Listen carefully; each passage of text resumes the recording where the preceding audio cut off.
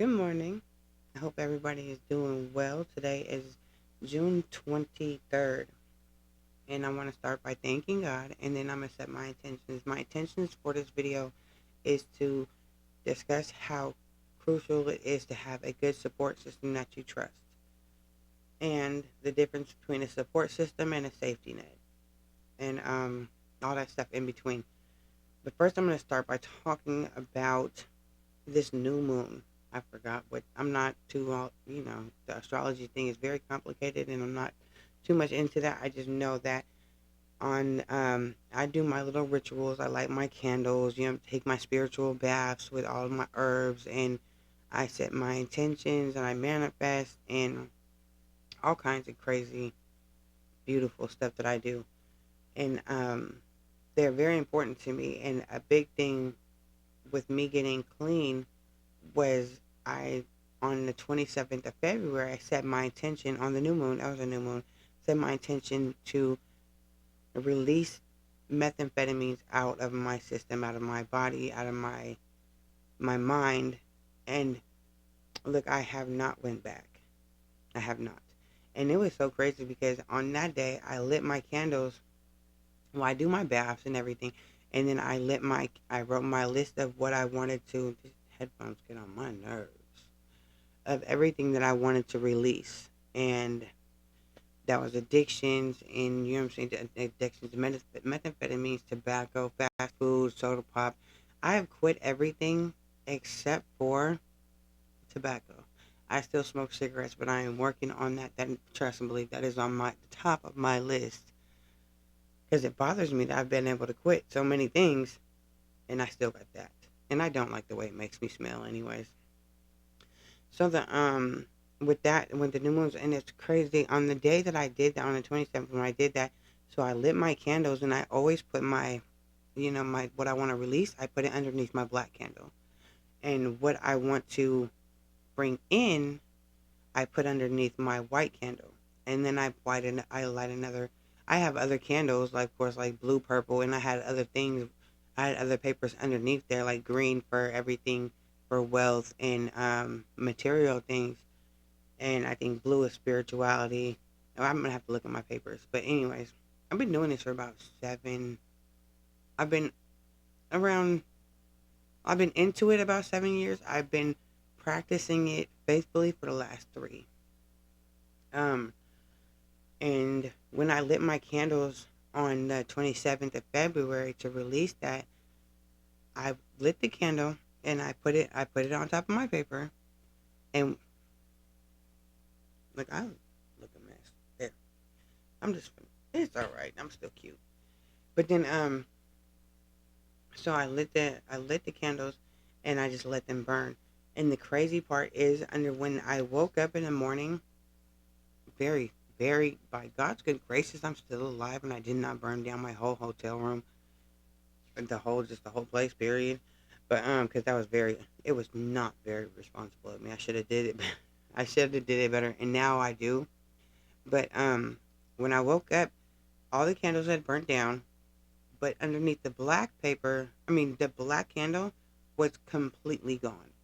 And it had burned up the paper. It burned the paper. And that was so crazy to me. And underneath the white candle, it had burned everything. You know what I'm saying? Even it burned the paper. The other candles, it didn't do that to.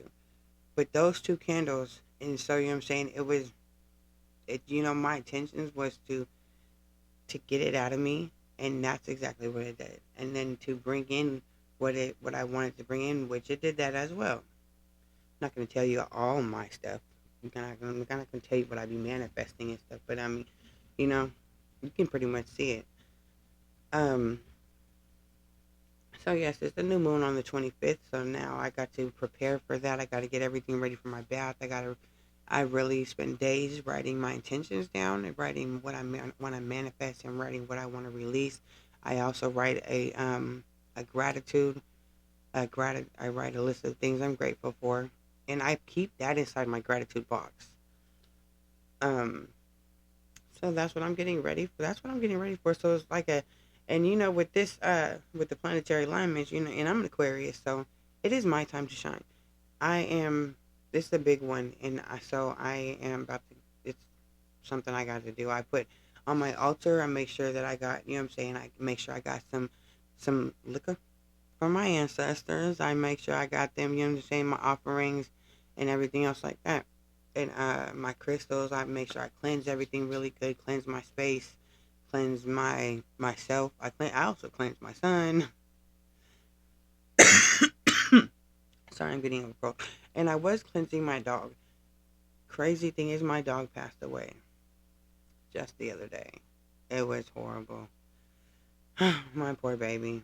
I talked about that in an earlier video, and I'm not gonna talk too much about it because it's not something I want to be thinking about right now. But I was blessed to have her in my life. Very grateful, and I miss her. I still, I like all the time. I still look down, or when I'm getting ready to go pick up my son or take him to school, then I was like this morning. I was reaching for the leash because that's her walks, and it's so crazy that she's not here. Me and my son and my brother, we went and buried her the other day. Um, and she went so fast, and yeah, let me not talk about that. So, like I said, my intent is to discuss the importance of having a good support system. Now, what I do want to do, one of the shout outs I do want to do is to this lady. I got a whole bunch of notes. So, a big person that I am influenced by right now, and that I actually take notes on her every time she does. She was on Women of Impact, and I took a lot of notes then. Her name is Stormy Wellington. So I want her to know she is my mentor, one of them, and I'm trying to figure out how I can get to her so she can make me a millionaire, because that's what she does. She said she is a, or not. She said she is a um. Oh man, let me not even get too stuck on that. Anyways, she is awesome. Very big person. Like I look up to, that I take her advice and everything. And so yeah, so that's my shout out. It's to Stormy Wellington. I hope to meet you soon, and I want to thank you for everything, for being so open and honest about your journey, and you're a big inspiration. So let me see another thing. Some things I'm grateful for that's happened to me since my last video. I am grateful for uh, my I was able to. I took my dog's passing very well. Actually, more well, a lot better than I thought I would. I So I'm grateful for that. I'm grateful because I had a talk with God before, and He kind of just let me know that you need to prepare yourself for her passing, and that's what I did. I mentally prepared myself. I prepared her and her space. I got made her as comfortable as possible. So yeah, there's that, and then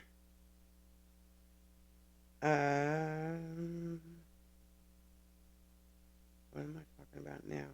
Okay, let's get into this.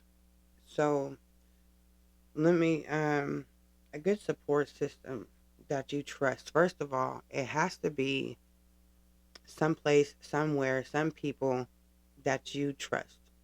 That you trust with your. I had to have some place for my son, a place that he can be while I was out there doing what I was doing, that I trusted and that he felt safe and at home with. So I'm glad. I'm very happy for that. And like I said, I do have a very good support system, and I'm not going to shout them out every single video. Well, shout out to my family in my home. Um,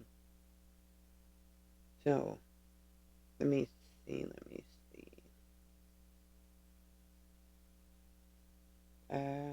The transition. Let me see. I had for my transition. Well, get okay. Let me talk about it. My father passed away on February 7th. We didn't find out my dad passed away until February 13th. The girl that was in his house with him didn't let nobody know until the 13th. So he was in there just unalive. Just, you know what I'm saying? It was a horror. It's just crazy. But yeah, he was unalive, just sitting in there, and you got to be out your motherfucking mind to sit with a body for all them days and not, you know what I'm saying? First, the smell, the that's just weird to me. So, then there's certain things that I'm not even gonna try to understand because it is not for me to understand. I would never understand something. I could never, will never. It's not for me to understand. It's not. I just don't get that. But so that was on the 13th. We found out my dad died on the 13th. My birthday was on the 15th, and I don't know if you guys watched my earlier things or if I even talked about it on here. I think I might have. Look, I'm going gray, but that's part of my little authentic journey. I'm not gonna dye my hair no more. So a big part of me getting clean was my dad passing away and the way that he passed away. We didn't find out till later that because he was sick. I thought he might have just passed away from cancer, but he passed away from fentanyl overdose, fentanyl and methamphetamines. So, and I used to get high with my dad. So me and my dad were actually very close up until the end when he kind of pushed everybody away, and that made a and right before then I had found my children. I hadn't seen my children or talked to them, heard from them, anything prior to that in 9 years. Because when I got out of prison, I instead of sticking to the visiting and the classes and everything, I got high. So getting high has been a huge part of my life for a long, long, long time. Um, it's a big part of why I lost my children in the first place. So with everything coming into play, and I think I only found my children because with all this P Diddy stuff, I was ready to pack up my baby and like go fight human trafficking because they say, you know what I'm saying, with his trials and everything going on with him, I learned that CPS is the number one trafficker of kids, and I started to panic. I was like, "Oh my God, where are my kids? They're getting hurt. They could be getting hurt or something. I have to go find them." So I was ready to take my youngest and go travel the world, fight human trafficking. You know what I'm saying? And God was like, "No, no, no, girl, sit down, sit your butt down. Your kids are here. They're safe over here. You know what I'm saying? Not too far from you." And so that was great. That was very great. And then my dad passing away and my birthday, and so then I made the decision that I got too much to live for, and I didn't want to go out like my dad had went out, and I felt a sense of guilt because I wasn't there for him in his last days. And but there, you know what I'm saying, that was his choice, and I had to. So that's something, a big thing I had to let go of as well.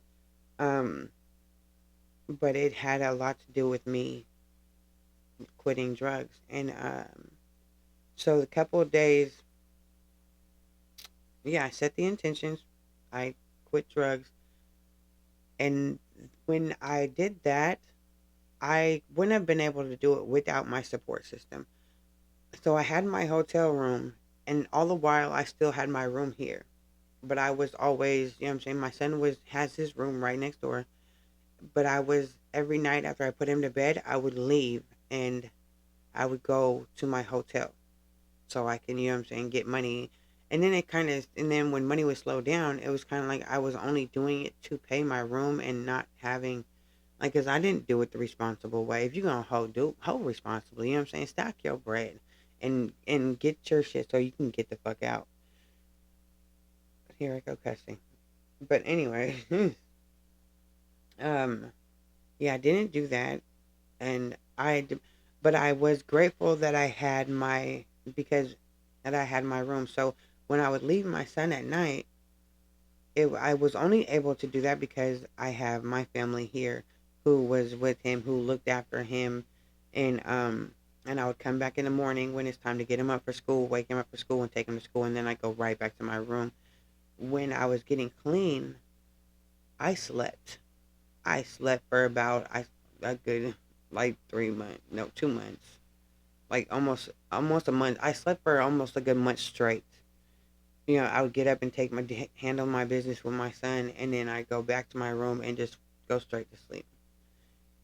Um, a big thing with that is because with a support system, I needed my family, and I needed my mom is even though she doesn't live here, but I'm very close to my mom. Not as close as I would like to be, but I'm very close to my mom, and she's always consistent in my life. I could call her, she's always gonna pick up. There was one time actually right after my dad passed away when I called my mom and she didn't answer the phone, and I kind of freaked out a little bit just because she does live by herself in a small town like an hour away, and I just kind of that, but I was freaking out about my dad, so she made sure my mom. If I call my mom, she's gonna answer. Now, I mean, she did then. She just was on her way home. She didn't have her phone on or something, whatever it was. But I ended up calling my brother's wife. I'm like, oh my god, where's my mom? Is she okay? But that, what I'm saying, I kind that was just a crazy moment in my life. And so I've always had my mom, but so my I'm getting all mixed up with my words. So my mom is my safety net. She's also my friend. She's you know what I'm saying. She's more than just my safety net. She's my mother, but she is what I. So I if I fall, she's gonna catch me before I hit the ground. So that's my safety net. That's you know, where she makes it a little bit softer. So it's not a big old bop. It's just a little, little tap. I'm very grateful to have my mom, and I don't know what I would do if I lost her right now. That would not. I don't even like. I'm not even gonna think about that. Push that out of my head. Anyways, so when I wouldn't have been able to get clean and get off of drugs so easily if I didn't have my support system. And I had a very positive reinforcement, and they were non. You know what I'm saying? It's very big for them to be positive. No doubting, you know what I'm saying? My brother, it was a couple of times my brother would be like, well, some people relapse. Well, if you do relapse, well, if, no, there is no if. There's none. There's no if. Don't even think like that. Don't put that on me because it's not going to happen. And he's gotten so much better with that. He don't do that now. And I had to have my home. A place besides the hotel room was just to keep wasn't to keep my. It was just a place for me to go shut out the whole entire world, the whole entire world. And even though I was still working, I was still getting money, and I had people that I used to get. I had tricks that I was getting high with, and that was a big thing. And it wasn't too hard. And there was also people at my hotel that I knew that, you know what I'm saying, they would come by and be like, hey, you want to smoke? No, I do not want to smoke. My nose, being able to say no for me has been a very positive thing. It's helped me because telling people no is it just like it's very like it builds it up. And so then there's that. There's also getting high was it's also closer to home than uh yeah, it was home. It hit home. It's not like I didn't go to no treatment center. I didn't go to no NA meetings or anything. I sat in my room. First of all, I threw away all paraphernalia and I waited till I was all the way ready. Like there's no more there's nothing. I didn't have no push to do it either. So I didn't tell nobody except for my brother. And so I didn't have no push. I didn't have nobody expecting it. I didn't have no nothing. I just did it. And they're very my support system is very positive, you know what I'm saying? Like Yeah, I know you got this, and it's just so there's that. There's they're non-judgmental. When I first met this family that I'm with, because these are not my blood relatives. They're when I first met them, it was from my good friend Dooley had brought me over here, and well, we lived in Auburn then. Anyways, he brought me and he said, "Here is a place where you can be yourself and find your way without being judged." And that's exactly what I did. So, and I'm very grateful for that because they don't judge. They just let you, you know what I'm saying, do you. And another big thing was for my support system is financial security. I would not be able to, oh, I still don't have financial security really, but I don't have no rent to pay. So that's a big help right there. Um, and that's with like leaving my career as a prostitute. I had to, I had to. I wasn't able to pay certain things and do. You know what I'm saying? I don't know if I like this one. Anyways, yeah. Okay, I'm gonna keep it going because I'm already about 21 minutes in. This ain't gonna be too long because it's not the best one. So, let me see. A place to call home, financial security, child care, positive reinforcements, non judgmental, no rushing, no doubting. Um,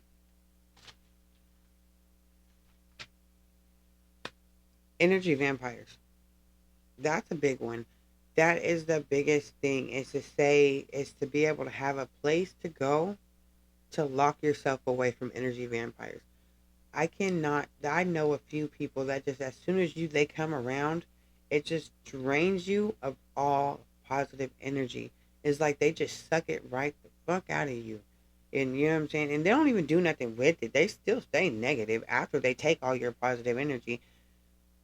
So, you know what I'm saying? Being able to have a door to close on that negative energy. And at first it was my room, my hotel room, and I would just be able to go there and just hide away from the whole entire world except for to make calls, to take my calls and everything. But then after, you know what I'm saying, that was just in and out. No more getting high. There's, you know what I'm saying, no more sitting down getting high. I also lost a lot of business that way. I lost a lot of people that was coming to see me because that's what we did. We got high and we fucked, even though they paid me. But that's basically what it was. And yeah, so there was that. And no is a complete sentence. Just period. Just you don't you could what they gonna do? Either they gonna take it or they gonna take it. Not take it or they not gonna take it. They gonna take that motherfucking no. It's a complete sentence all in its own. And so there's that one. There's that the energy vampires. You gotta have a place where you can just lock everybody out, where you can drown out the noise, where you can quiet your mind, where you can sit with your thoughts, where you can sit with yourself. I had to when I sitting with myself in that dark room, sitting with myself, even in this room and everywhere I'm saying, I learned to love myself again. Learn when I quit the hoeing, I a big thing with that was like I knew I wanted to quit eventually. So before that, I here goes the support system. While I was before I quit getting money, I made sure that for because it's about to because it's now summertime. And solstice was just the other day. Hold on one second. Let me go jug of water. Water, huge support. My son broke my lid though. But so yeah, what was I talking about? Oh yeah, I was to have a support system. I was able to go buy. I went and bought bikes for me, my brother, and my son. I went and bought fishing poles, fishing license. You know what I'm saying? Stuff to keep us occupied during the summer because I didn't have a backup plan. So when I quit doing everything, I didn't have no I didn't have no fine, you know what I'm saying? I was like, oh, I don't know where I still, right at this moment, don't know where my money is going to come from. But I've been making my way. I also, and this is going to sound crazy, but I quit smoking Newports because $15 a day is a little bit much when you don't have no income coming in. And I went and spent, let me see, to buy the whole little kit because, like I said, I haven't been able to quit smoking cigarettes. It's still my thing. I went and bought the gum and everything. That shit did not work for me. Or the patches did not work for me. So instead of spending $15 a day, I went and got a pack of tobacco. I got this little it's a cool electric, well, I'll show you guys one day, an electric cigarette roller, and I bought the tube, you know what I'm saying, with the filters on it. So now I just make my own. So I don't have to spend that money, and you know what I'm saying, that's money, good money decisions, spending my money wisely, because before I was just, like I said, $15 a day plus, and I was, you know what I'm saying, giving cigarettes out, and sometimes buying my brother cigarettes because he was watching my son. And yeah, so now I don't have to do all that. And I'm very excited about it. You know, I went and bought that, and I was so proud of myself at that moment for buying Rolly cigarettes, because that's just one step closer to me quitting. And let me see, a safety net versus a support system. Like I said, if my support system was to fall through, my mom is right there to catch me. So I'm not going to hit the ground. That's a very big thing. And I have that confidence. But I know my support system's not going to fall through because they've been here for me even when I got shot. I'll tell you all about that more later. But even when I got shot, that's where I came home to. It's where they, you know what I'm saying, they don't ask questions. They just, they just fly with me. So there's that. And I think having a support system holds you. You have to be held at like more accountability because they're not doing everything for me. I'm still the provider for my son. I still provide everything except for the roof over our head. I was even getting off of drugs and everything and coming through and starting this transition. I've never not been there for my son. I wasn't able to go, I didn't make much money hoeing like I would have if I was able to travel and go to different states and, do the whole tour, I think, or, you know what I'm saying, a 30-day run or whatever the fuck it was. I wasn't able to do that because I was not willing to leave my child. I'm like, the farthest I went was to an hour away to the Blade, and that was a lot for me.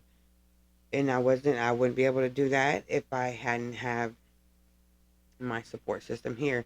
If he didn't have a home where he's comfortable, um, he did end up we he. That's a whole nother story. I'm gonna tell y'all that later. Everything that's happened, I'm gonna also go back. Like I'm gonna tell you guys more things as I go. But I don't like this one right here, so I'm probably going to transit. Let me see. Duh. Transition from addiction. From my addictions, I told you about that. The first when you know what I'm saying. You gotta wait for when you're ready. You gotta wait till I wasn't. So I went to prison, or first I lost my children, and then I went to prison.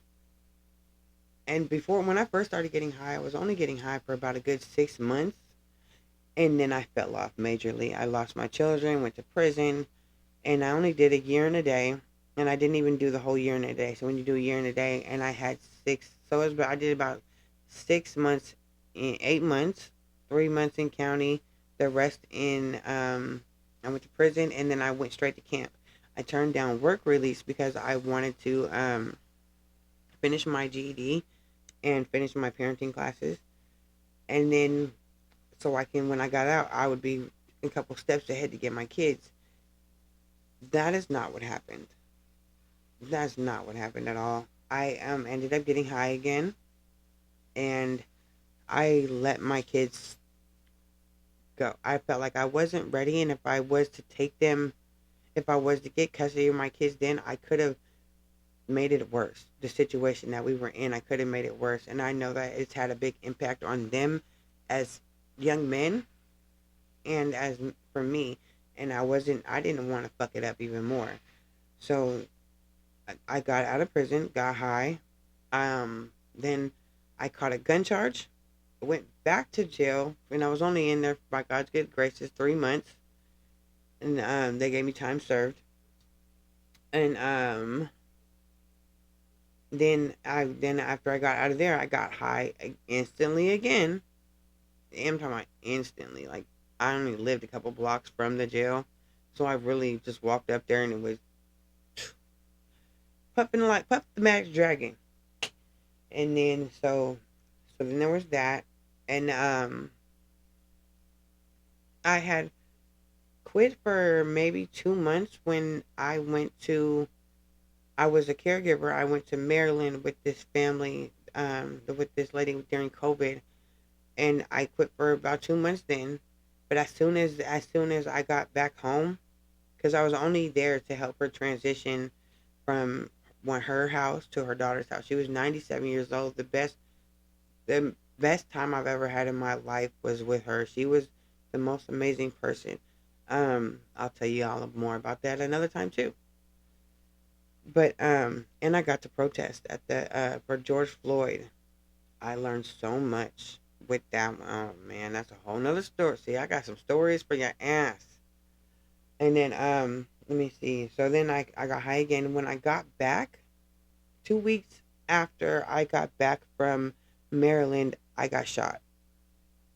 I was in a coma for about 2 3 weeks, and then I was in the hospital for another 2 weeks. But as soon as I got out the hospital from that, high again. Crazy shit, right? And I got shot through my lungs. So you know what I'm saying? I got a lot to do with smoking. I got shot. It went through my titty, went out my lung. I went through my lung and out my back. And so you know what I'm saying? Drugs. I'm saying all this because drugs have been a huge, huge part of my life. Right after I got shot and I recovered, I ended up getting pregnant with my son by God's good graces again. And you know what I'm saying? Crystals. I've always fucked with my crystals. I was able to get clean while I was pregnant because before then I had gotten pregnant, but I had a miscarriage because I was getting high.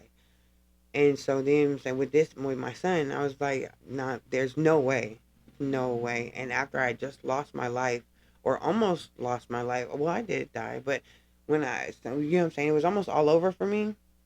I knew that I couldn't, that I had a purpose.